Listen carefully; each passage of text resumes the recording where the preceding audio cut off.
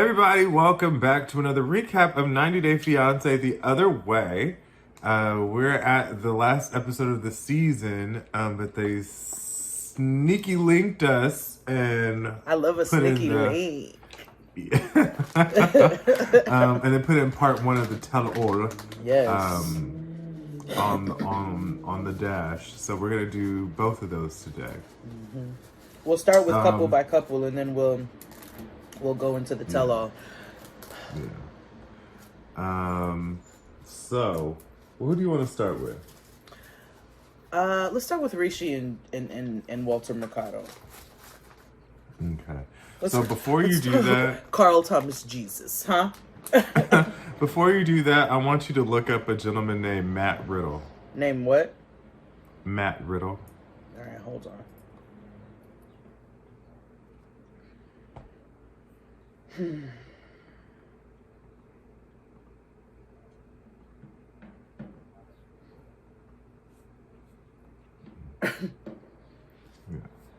So Rishi and Matt Riddle, right? I still think she looks more like Walter Mercado, but yes, this as well. She looks like Matt Riddle. So, Rishi is, emotional, He can't stop crying. Can't stop crying inside. His heart is slowly dying. So he had to take it to God. Yeah. So he went to temple to pray about it because he's like, I need guidance and because I need my snow bunny back. Mm-hmm. So at the same time, he invited his pause, by the way, but right. At the same time, he invited his friend and / astrologer who told him that this shit may or may not work out to temple. And he's just like, yo, man, she gone, man. She gone. And Indian Ed Sheeran is like, so listen, I didn't want to tell you. That, but y'all was never meant to be my nigga. Like, y'all was never, it was never gonna be a thing. It was never gonna happen. I was trying to be nice. Because then my question is, well, that random day in August, was that just the least worst day to do it? I think so. Either that or he made it up. It's one or the other. Let me tell you a story, okay? You want to hear a story about how I was a terrible teenager? I wasn't a terrible teenager, but like, I've always been a good friend, and in this particular time, trying to be too good of a friend and being young and stupid cost me. Which in the end, it didn't really, but okay, so follow me. Had this homegirl, right? And she had the biggest crush on this dude. I mean, like, out of this world. And I was tired of hearing about it. I was like, and she would, it was very much like, he's never gonna be with me. And I was like, nah, girl, like, what? He probably just don't know who you are. So she was like, can you talk to him? Because, he was my homeboy. So I made it up. I told her, I was like, yeah, girl, he said you're fine. And then later on, I was like, all right, so bust it. He didn't say anything. I made it up because I didn't want you to feel bad. And ultimately, that made her feel worse, right? Mind you, I want to say I was like 14, right? So this is like very stupid. And ultimately, I should have never fucking told her that this nigga had ever said anything because he had not said anything. But in the efforts of trying to make her feel good, I fucked up. And that's what this astrologer, Indian Ed Sheeran, did. That was a Reddit post. That was very much, am I the asshole? Am I the asshole? No, I don't need them to tell me. I know I was. Never did no shit like that again. Somebody asked me to hook him up. Girl. He tells his translator, Indian Ed Sheeran friend, like, I'm gonna fight. I don't care what anybody says. I don't care what, the stars or anybody says. I'm going to fight for my snow bunny. Let me tell you something. Like, it's next scene. Walter Mercado is like, so I'm still in India, and I'm going to meet up with Rishi, but he needs to know that this is it. I'm done. This is my last scene and season, and I'm about to go back home. And Reason in Lifetime, yes, very much so. Yeah. So, you know, I gotta be honest. Normally, I don't like. I know she's an older woman, but I never really saw it until she got out the taxi cab,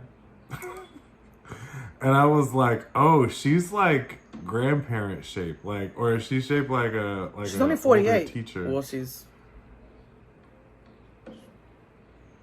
but she 48 is what she tells people. She probably is 48 when we look at the science. Parts of her may be 48.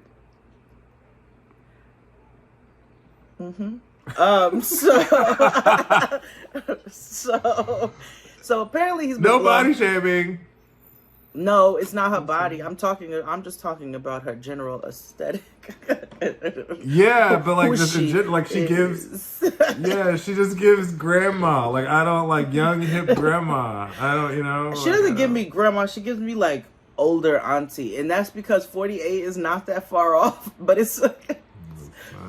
But also, it is that far off.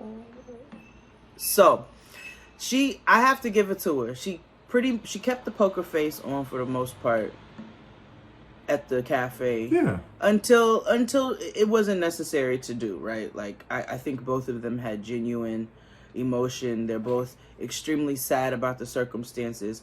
And it seems that she's taken the week to really just kind of sit with that and understand and ground and reconcile with the fact that their relationship is not going to work. And let's be clear, like 48 and no 48, who she is as a person, and she said it, she will never be able to live the life that his family wants to have. No.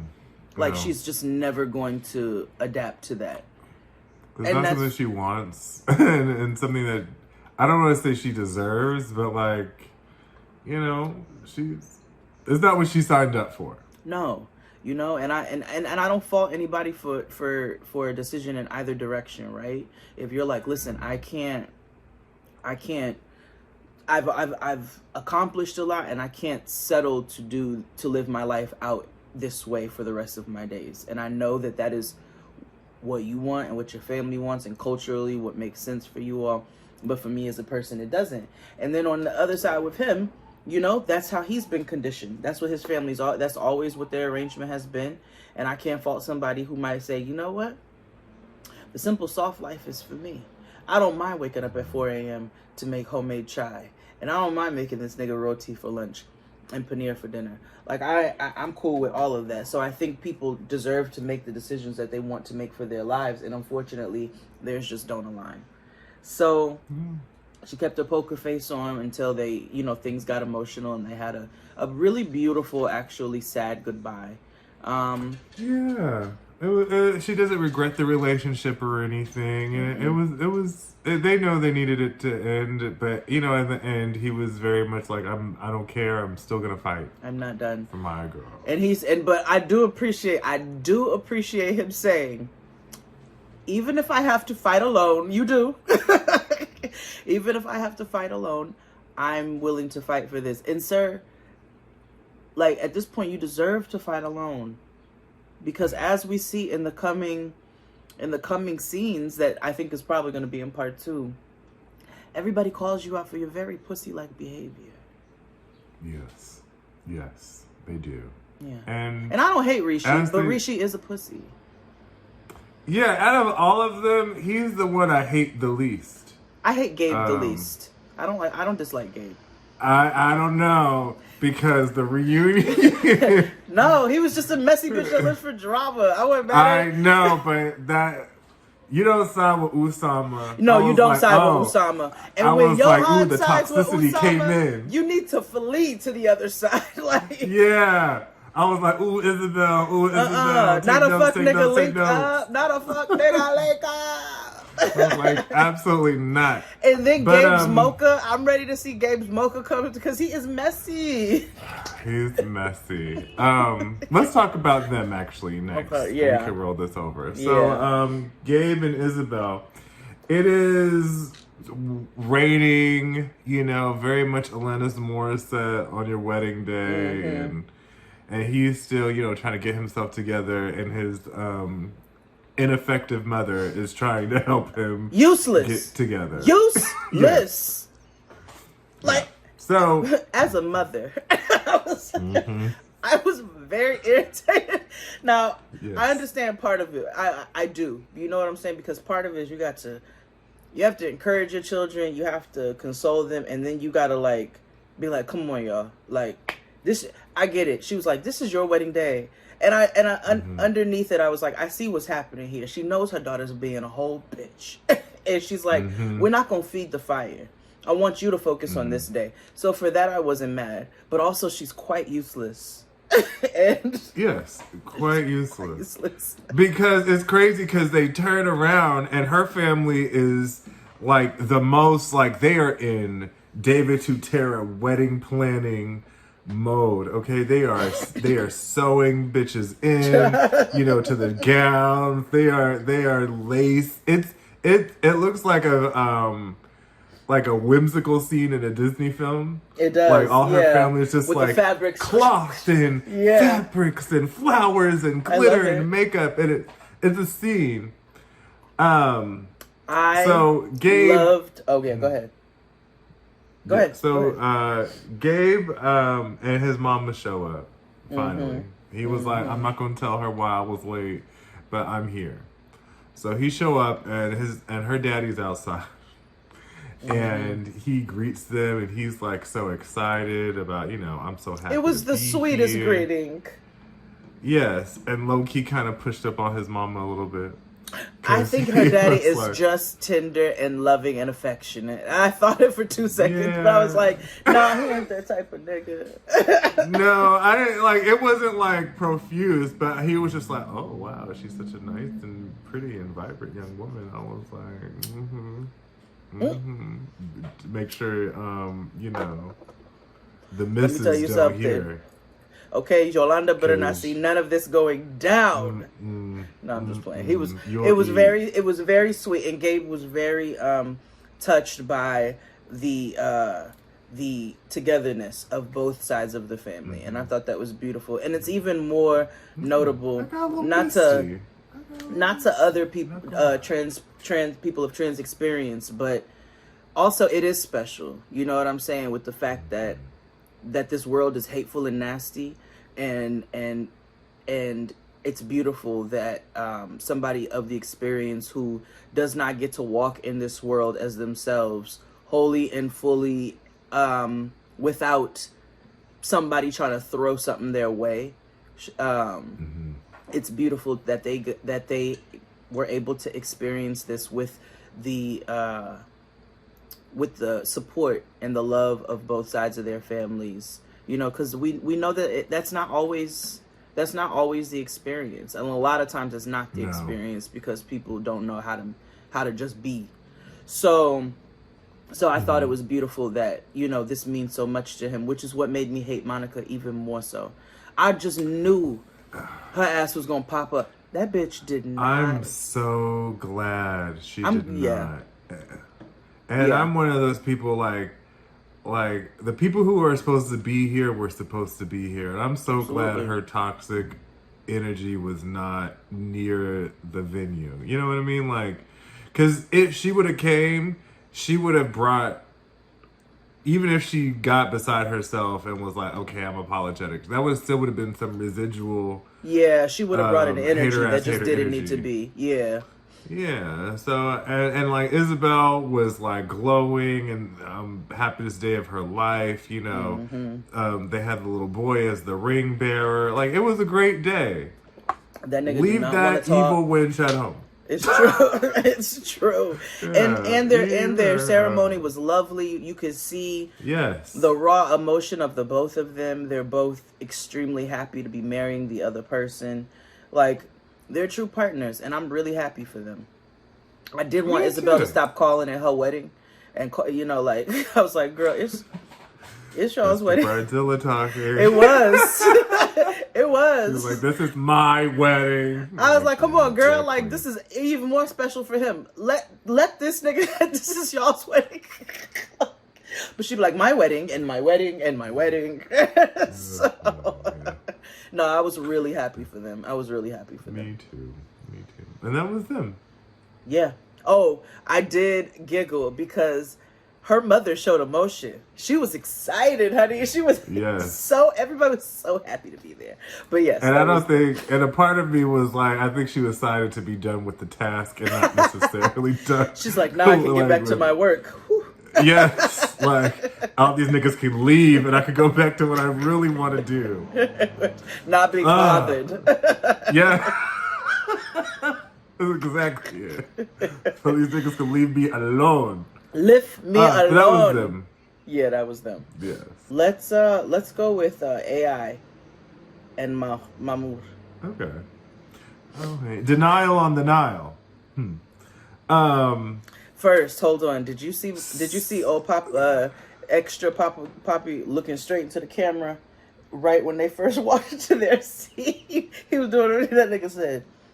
I said, you better get that camera time, Papa. I was like, yes. Yes.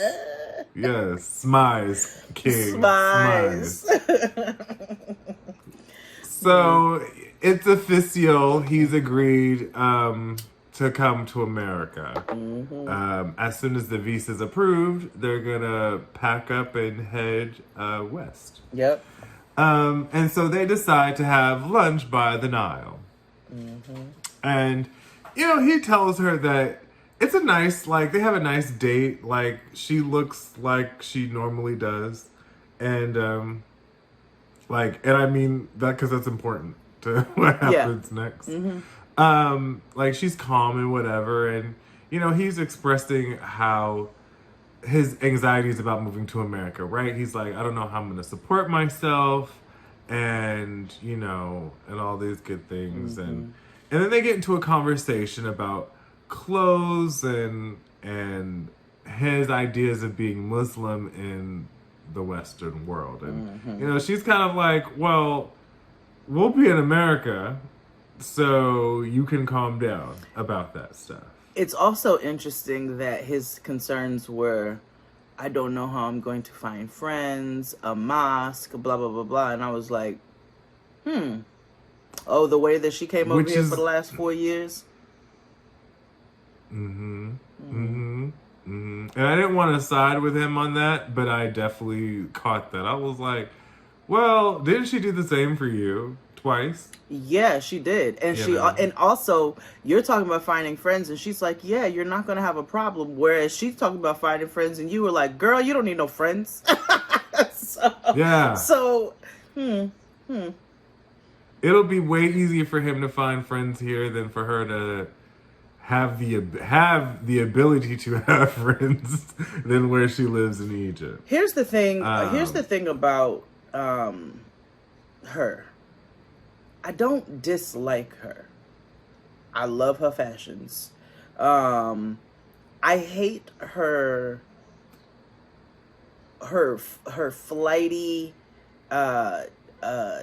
way of just like, she doesn't have any grounding to herself. You know what I'm saying? She doesn't have any, like, she's just now, but I don't dislike her because there are moments like where she told him, she's like, so bust it. I'm not doing this clothes thing anymore. I'm not having these conversations.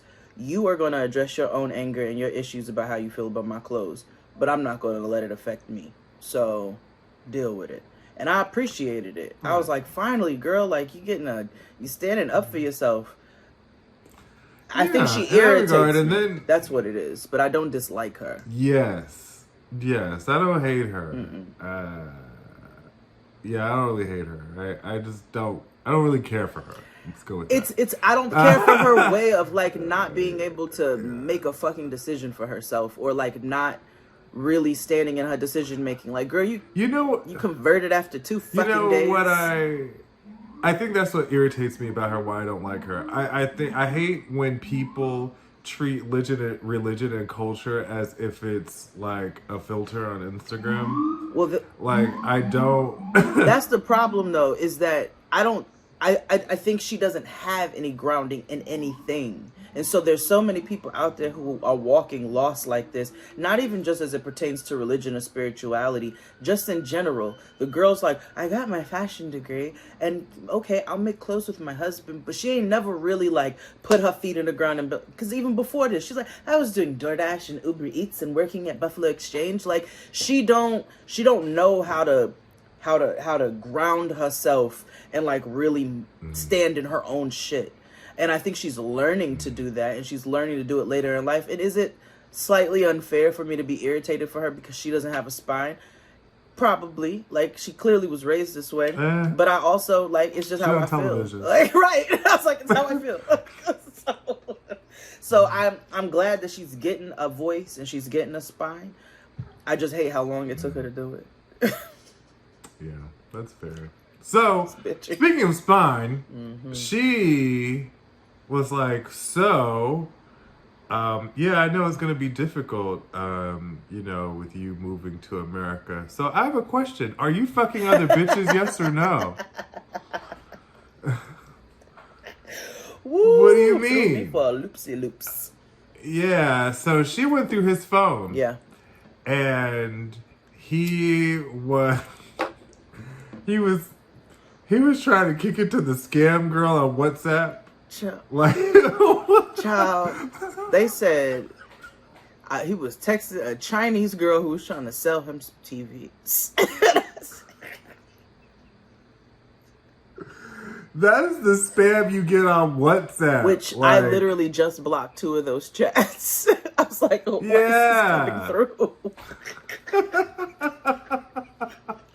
But I was like, oh, you hate your wife that bad that you need somebody else to talk to. You willing to talk to scam. And I know it's some dude who's running the account in Calcutta somewhere. It's a Chinese lady. You know? Like Sumit. Probably talking to Sumit. Probably was. Don't Because even Sumit know. has already admitted to us that he is a catfish. I catfished Jimmy from the jump. Yeah. Back to back That champion. nigga was sending pictures of Rishi and talking about this me. This me.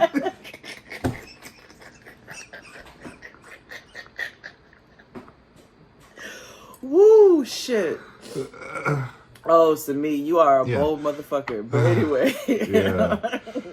So, he, like, it turned really scripted right after she confronts him.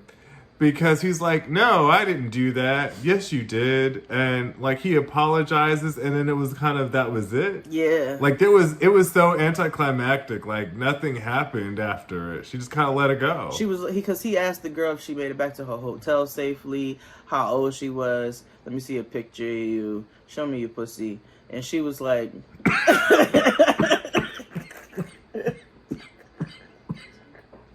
Oh my God. Oh my God. He did not say that. He said all the other stuff just not to show me your pussy.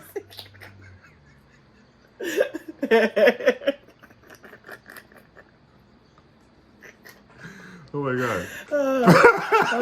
Sorry. Oh shit. But yeah, now all of a sudden he willing to work on his issues with her clothes, and they're talking about all of the things they should have talked about over the last 3-4 years.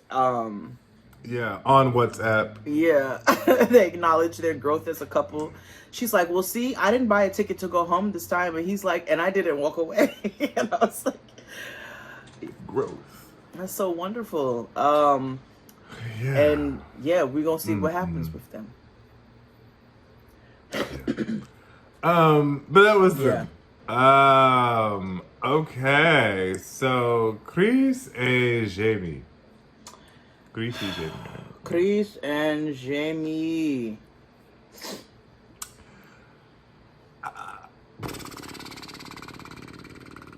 I'll just tell y'all what happened. Mm-hmm.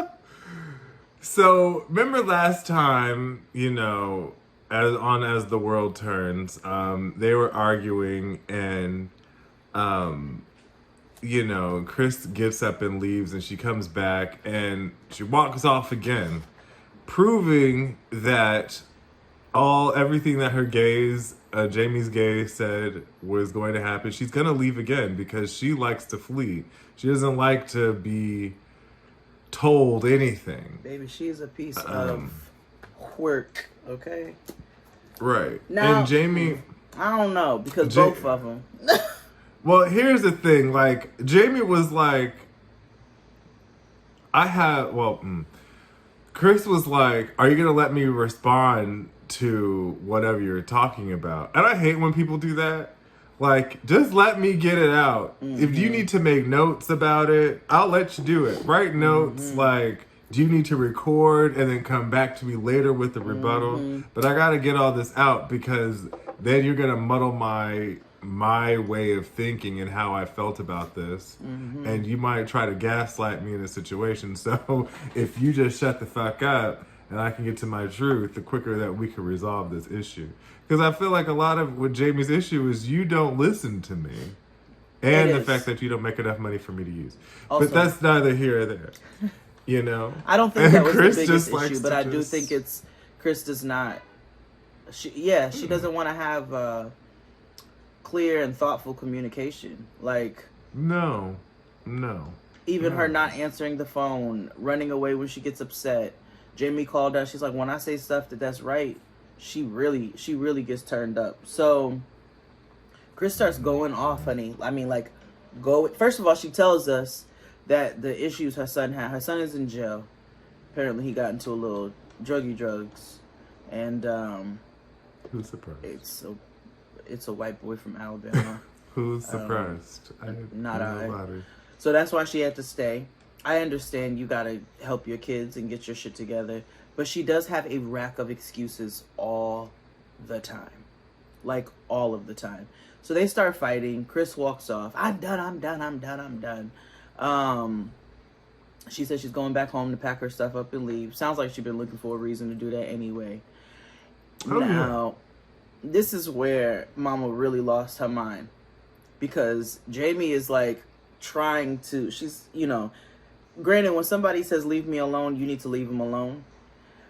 But Jeymi did not put her hands on Kris. Kris gonna shove the girl out the van to slam the door.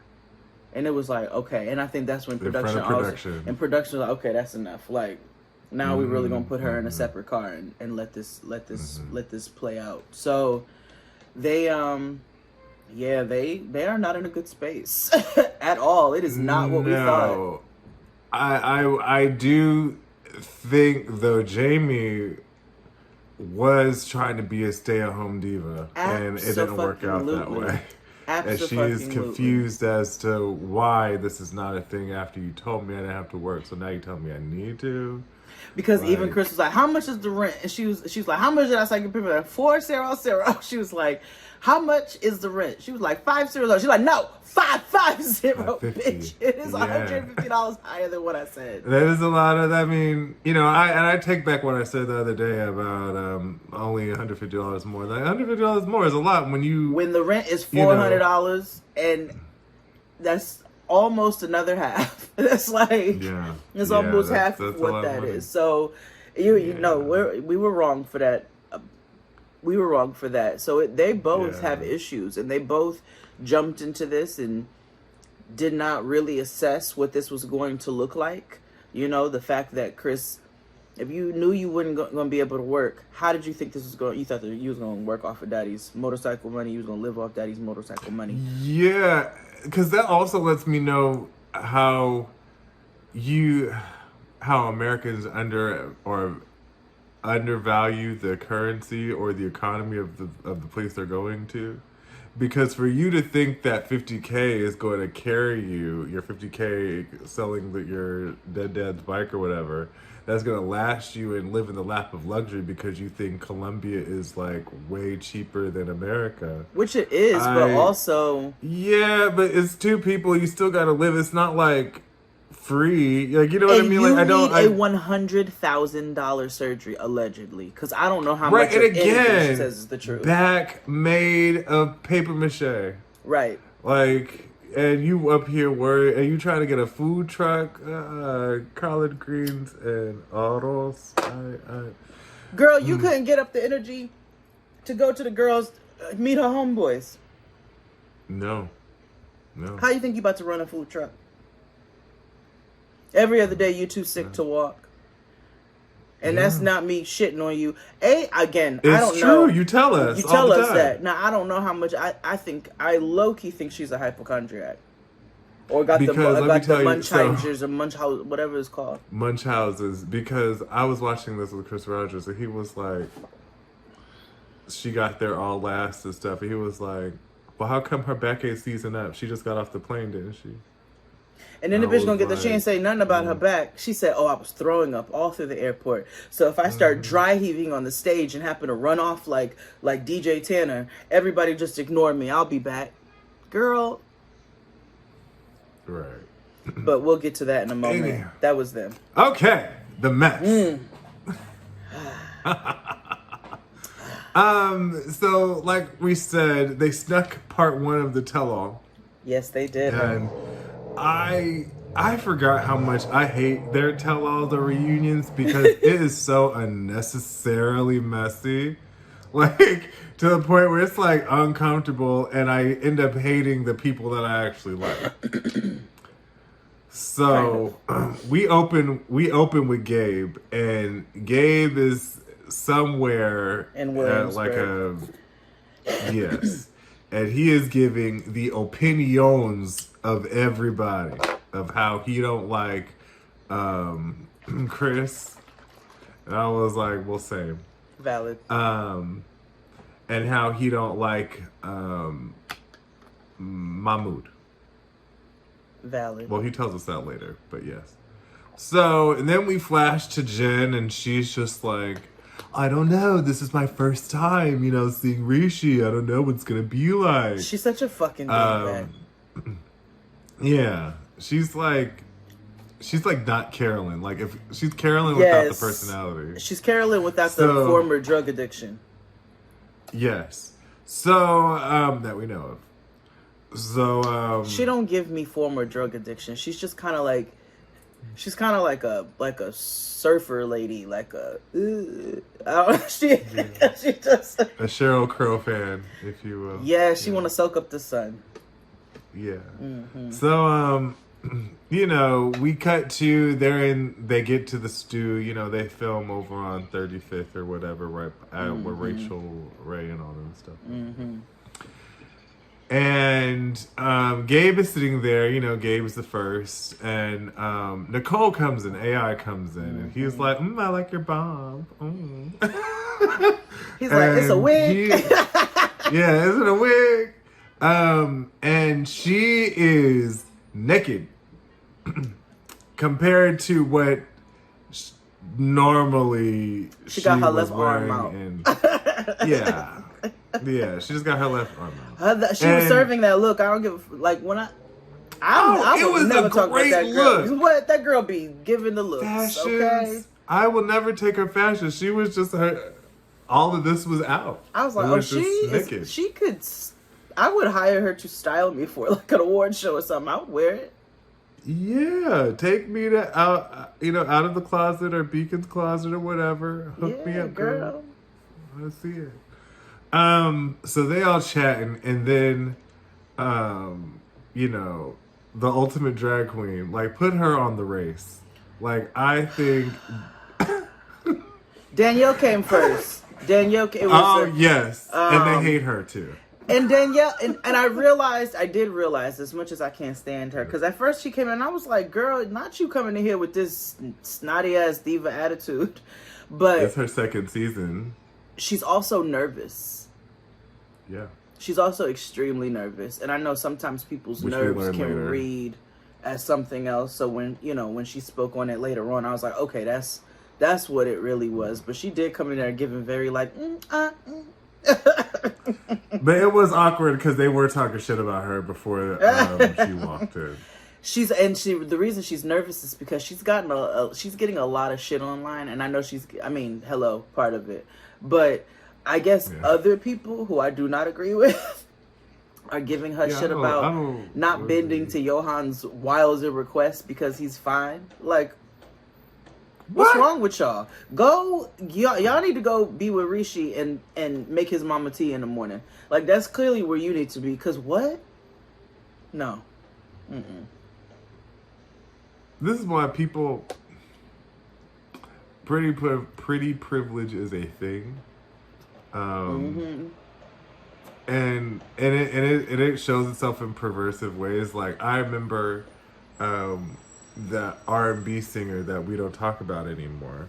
When he got arrested and stuff, all the aunties were like, well, you know, he can piss on me and blah, blah, blah, blah, blah. And it's just like, you are so gross. Like, you know what I mean? Like, you are so vile. Yeah, like that's what you standing behind. Have that type of thought, and like that's the hill you want to die on. Right. Like, you know what? And I'm glad when people are public about that, because that lets me know I don't need to fuck with you. Exactly. Like, thank you for telling me who you are. Yeah.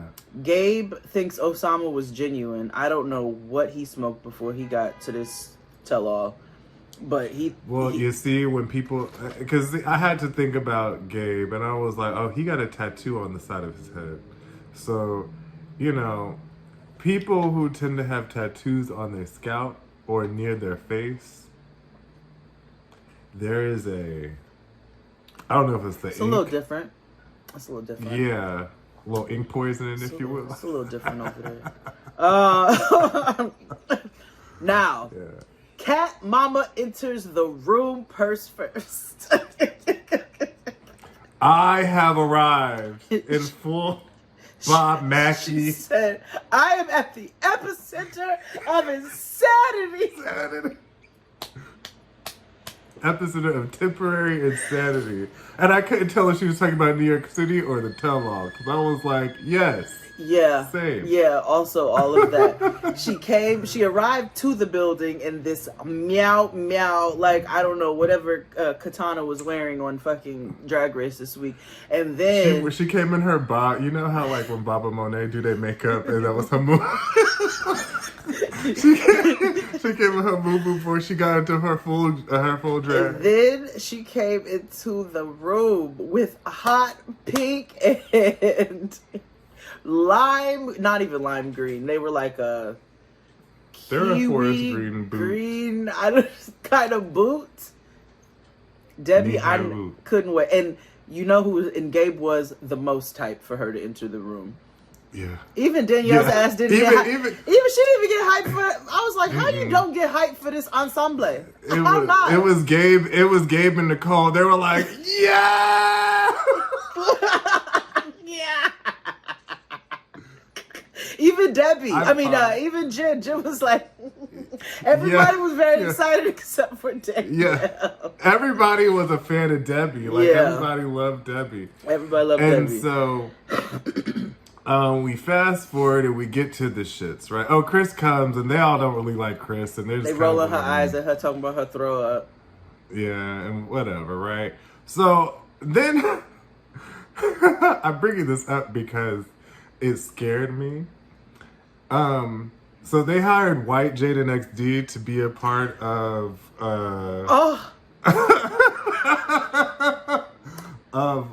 like pillow talk, but like do our bit. And it scared me because I know that they both are former 90-day people and they're on pillow talk, but I forget how intense Oh Boy's face is. So he popped up and I was like, oh! He looked like Beavis. He looked like Beavis. Mm-hmm. He looks like he's running. Does that make sense? Yes. Like, you know how like. Yeah. He's running up that road. He's running up. Yeah. Exactly. Wait. Okay. He was on 90 Day. Who was his partner? Oh, I don't remember. He was on the original 90-day run, like either season 2 or 3. I do remember that because I remember watching Pillow Talk when it came out, and I remember they recounted his story with some girl in the. Okay, that was okay.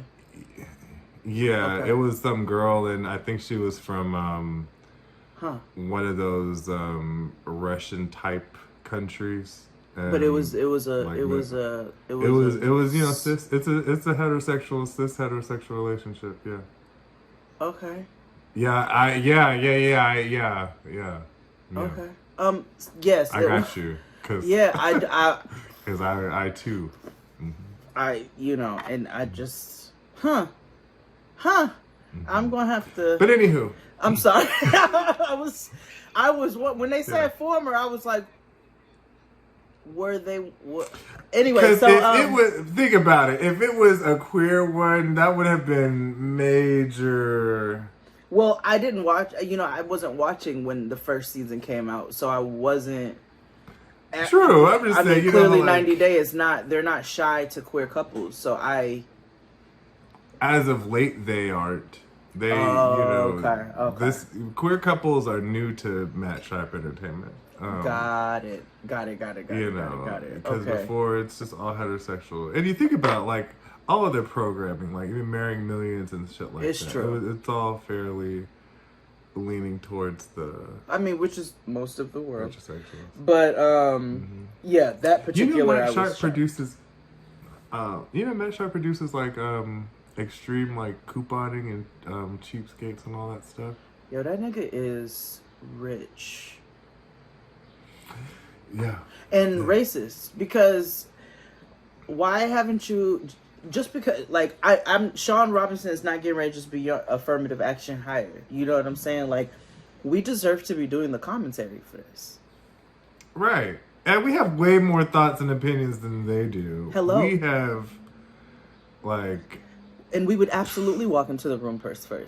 Hello. Yeah. We are here with questions. Okay, I would pull out a binder like old girl from Married at First Medicine's Housewives. Or like when Lady Gaga came in on Drag Race and she had a binder and she was like, I have notes. So that would be us. And we would get the job done. But yes. Matt Sharp continues to hate on us because he's a racist. And see, I keep saying that because I find that when white people are called racist, they get up in arms and then they do everything to show that they're not. So Matt Sharp is a racist because he won't hire Jade and XD to do anything for anything.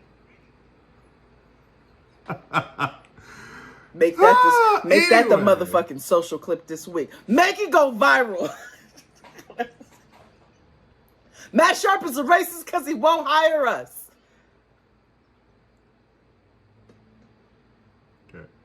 So, Sean Robinson comes in with her cell phone. Yeah. And, she's no... Chris Rogers was like, she's no John Sally. I was like, shut up. So... She also comes in at the last minute so she don't have to fraternize with nobody. Yeah. Mood.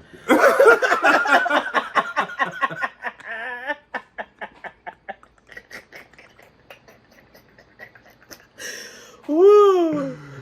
Yeah. So with first they say hi to everybody, blah blah. Everybody's Siggy-O is on a screen who's out of the country, right? We talk to Debbie first. Ciao. Ciao. And Oussama. And Oussama has like tried to contact her thousands of times. Yeah. Literally. But Debbie has not answered the phone. She has not returned any of his correspondence. No.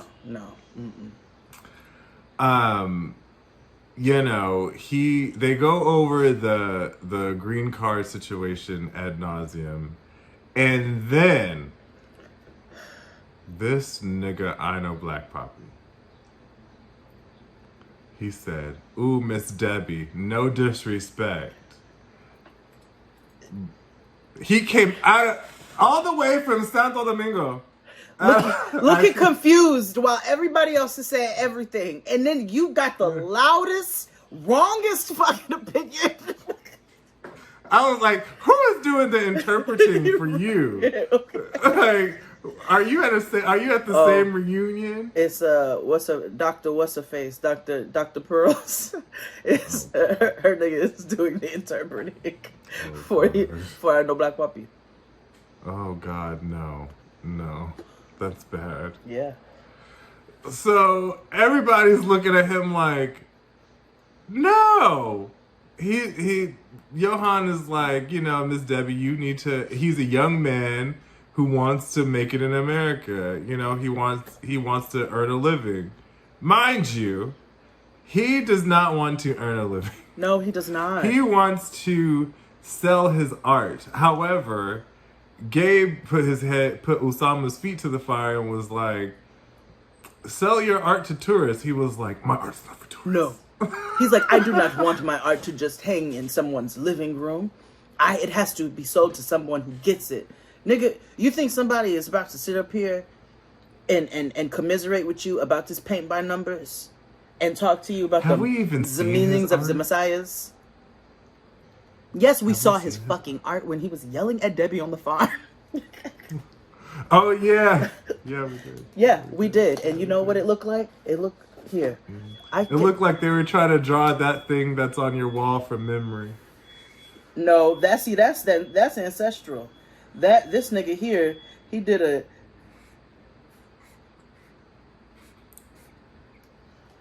The shady part is the... I'll give you a little more.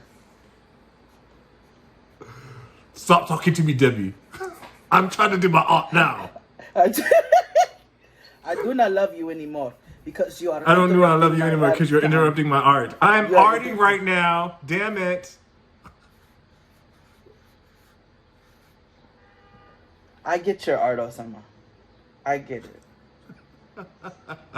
That's Debbie frolicking at the epicenter of temporary insanity. Mm-hmm. Yeah. So Gabe declares his fanship for Oussama, and I'm like, oh God. Why? But then it changes, right? Because Oussama was like, well, I can't sell underwear. I don't want to sell underwear like you do. I was like, not this shade. I was like, ooh, right. And see, Gabe had a lot to say, but he didn't respond to that. I was like, yeah, good. Because I was like, that's what your short ass get. Because you try to be on everybody. When I tell you, Jade, he commented on everybody's comment. No, Gabe came through with opinions. He thought he was one of us. He said, I watched. I'm a fan of the show. He's like, I watched every minute and took notes and was a guest on Jade and XD's Patreon. Nigga, I recap. Exactly. Okay? I recap. So, he's like, and he gonna tell Debbie, he was like, well, I don't think it's right that it's okay for you to go to Oussama's country, but it's not okay for him to come to yours. Now, to a point, but no, because I was like, here's the thing. Slippery. It's slippery. What? Yes. See, they do, because not only did she go to his country, she claimed the beach. Like, she claimed a camel and a land in a village of people. You know what I'm saying? Can't help it. It's in their DNA. Inherent, as we are about to talk about. But if Oussama was not a shiftless, lazy fuck nigga, then that point might be valid. Mm-hmm. But the problem is, most of them who do want to come over, it's not a fair exchange of anything. You do want to come over and be lazy and shiftless and do whatever the fuck you want. And I don't care where anybody else is from. Hell, that's what old girl wanted to do in DR. She wanted to go to DR and be lazy and shiftless. She was tired of yoga, and she was tired of teaching these little niggas at Eastside High. And she said, I want to go live by a beach. She used him for his countryside. Mm-hmm. Yeah. And Johan will come over here and get a job and fuck hoes in the Bronx and smoke hookah at the Costco parking lot. Mm-hmm. On 180th. Mm-hmm. So then, my favorite part of the show came. They brought out her son, Marcus with 3 Ks. Whatever. Grand Wizard himself. And he came out. Oh, look up Kevin Owens. You can Google Kevin Owens. You and these wrestlers. And when you see him, you're gonna be like, oh. Yeah. So American Kevin Owens comes out. Yes. And yes, actually. To a T. Yeah. And he's like, I'm tired of a lying motherfucker. It's you and me right now. And, you know, he's kind of like, you're a liar, you're a liar, you're a liar. Yes, yes, but not the messenger I want to hear it from. No. Meanwhile, I don't know what got into the women of 90 Day, but when I tell you, I their know muffins, who's of the 52% or whatever the fuck that voted for Trump. Yeah. Jamie included. Yeah, because the women folk were soaked. But see, Jen's ass is from Oklahoma, and I said, you know, this could go one way or the other. I said the same thing. Either she's, you know, they're meant to be together, if you know what I mean, or she's one of those well-meaning white women who are just as dangerous. I mean, literally, both of them can go to hell. But, yeah, like either side, honestly. But they are up here cheering and clapping and motherfucking... hooting and hollering. DD4Ling for this nigga, and I hate it. Yes. Hooting and hollering and just championing on him for gathering him, right? And so at the end of it, you know, Debbie pulls her son to the side and was like, so... I think you got a little fan club. You want me to hook it up? So she tries to hook up Jen with her MAGA son. And I do believe they go out on a date because on the gram they have pictures of them out and stuff. So we find out that Oussama has texted Debbie 60 times in 2 hours. Even though he has claimed that he does not love her anymore. And he is just further proving a really terrible point. Yeah. And that he really is not really doesn't love her. He's really, because it always came back to the green card. Always, like literally always. And I did laugh at Rishi.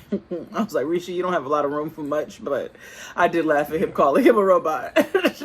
Yeah, this robot who is incapable of love. He was like, he is a robot. He does not, you cannot turn love off. Yeah. What? So. Yeah. So then the next couple we talk about. Wait, hold on. Before we move on from Debbie and Oussama. When they asked him if he was legitimately physically attracted to her,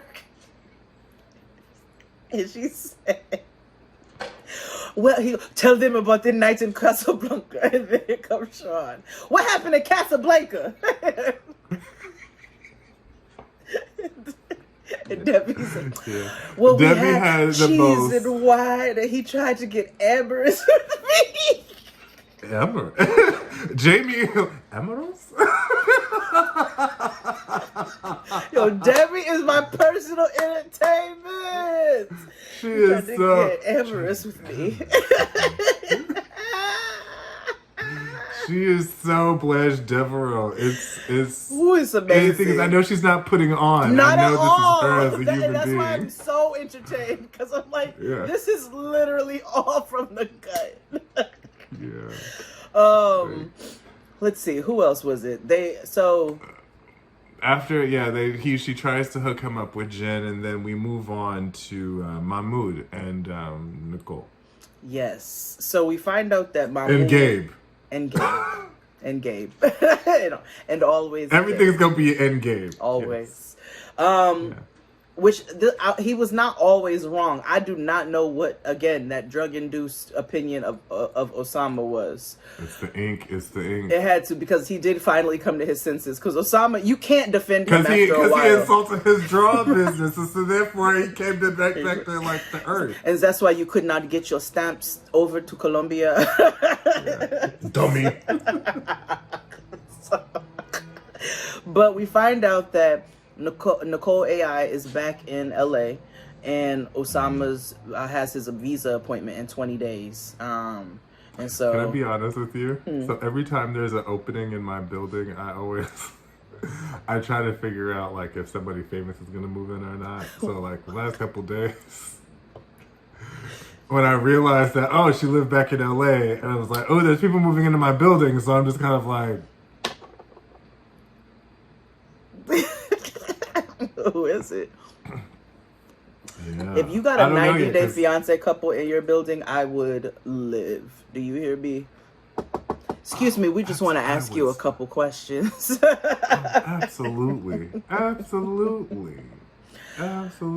Now we get a little heated, and I have to give it to Sean for asking a very valid question in all of this.